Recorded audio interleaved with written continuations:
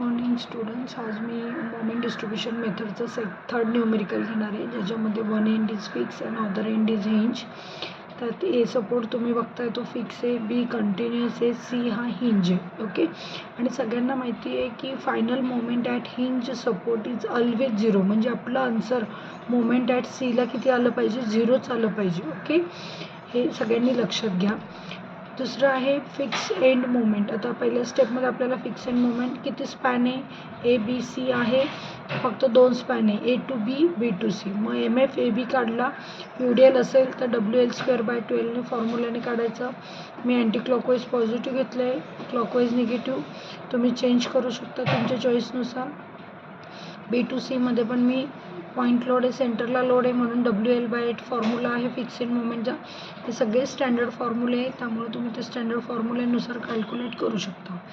Second step आहे distribution factor. आता distribution factor हा कुठे फाइंड केला जातो? फक्त जॉईंट मेंबरला. आता ए हा कसा आहे? त्याला फक्त एक मेंबर जॉईंट आहे, ए टू बी. बीला किती मेंबर आहे? 2. B to A, B to C. म्हणून मग आपण सेंटरमधला जॉईंट घ्यायचा. मग B to A, B to C. मी आता घेतलं आहे एला कुठला सपोर्ट आहे?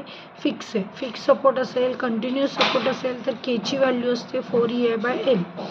आणि जर तुमचं बी टू सीमध्ये बघितलं तर सीला कुठला सपोर्ट आहे?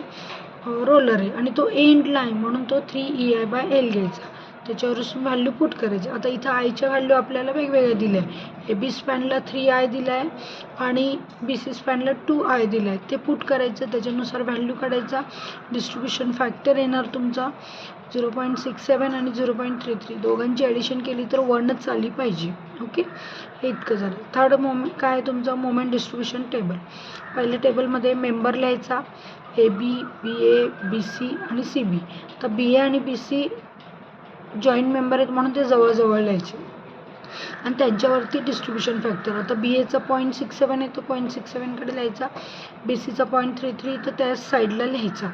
मग फिक्स एंड मोमेंट काढायची, जी आपण काढली ऑलरेडी वरती, ती आपण लिहायची. AB, BA, BC, CBची.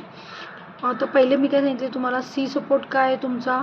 रोलर. ए काय आहे? फिक्स. फिक्स असल्यामुळे मोमेंट जनरेट होणार आहे, पण रोलरला 0 असते. म्हणून मग काय करायचं? जिथं आपली फिक्स एंड मोमेंट 75 आधी, ती मायनस आहे तर तिच्यात +75 करायचं आणि त्याला 0 करायची आधी, आणि नंतर 75चा हाफ बाजूच्या मेंबरला द्यायची. आणि मग तुमचं इनिशियल कॅल्क्युलेट इकडनं सुरू होईल. सगळ्यांची ॲडिशन करायची. जसं की इथं 120 मायनस, मग हे इथं ॲडिशन केली, 75 + 37.5 ही आली 112.5 आणि इथं 0. मग आता इकडे कुठल्याही मेंबरला ट्रान्सफर करायची नाही मेंबर, कारण आपला आन्सर हे शेवटपर्यंत 0च येणार. मग आता आपली ही घेतली, या दोघांची ॲडिशन करायची आपल्या रूलनुसार. -120 + 112. आन्सर काय आलं? निगेटिव्ह. निगेटिव्ह काय आलं आहे तुमचं? 7.5. ओके, मग 7.5 हा फॅक्टर मल्टिप्लाइड बाय हा 0.67 केलं की इथेही मोमेंट येणार. निगेटिव्ह आन्सर आहे तर खाली लिहिताना आपण पॉझिटिव्ह घेतो. मग 7.5 × 0.33 समथिंग व्हॅल्यू आली तुमची. मग ही BA कोणाला देणार? ABला, कारण त्याचं वाईस वर्सा बाजूला आहे. B टू C CBला देणार होता, पण आपलं रोलर सपोर्ट आहे म्हणून आपण ते 0 केली, इकडे द्यायची नाही. जर इथं फिक्स सपोर्ट असतं शेवटचा तर आपण ट्रान्सफर केली असते. मग नंतर आता इथं काही मोमेंटच ट्रान्सफर झाली नाही, म्हणजे 0-0 झालं.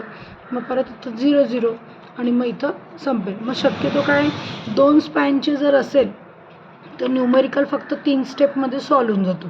मग आता ॲडिशन करताना इथून नाही घ्यायची, जी तुम्ही बॅलन्सिंग करून खालची घेतली 120 ही आलं आन्सर.